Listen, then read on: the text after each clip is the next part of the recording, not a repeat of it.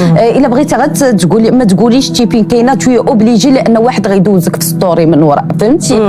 ما بقاتش الخصوصيه، ما بقى ولا كلشي كيعرف على كلشي، على كلشي كيعرف على كلشي، يعني ما بقاتش خصوصيه. كاين كنشوف ان الخيب ديالو اكثر من المنافع ديالو. احنا ممكن اننا مشاهير ومضرورين، فما بالك ان الناس اللي على قد حالهم وكيشوفوا غير اللوكس وكيشوفوا الكذوب. وانا من الناس اللي دائما كنقول لهم ما تيقوش. انا عندي بزاف ديال الحوايج، الصور اللي كنكون في حاله يرثى لها، يعني واحد الحاله وباكيه وكلشي، وابخي كنحيد هذاك الشيء عليا وصافي، وكندير موسيقى وكندير تصويره وكنبان فيها زوينه، وكتكتب لي وحده سعدات كنتي ديما ضاحكه.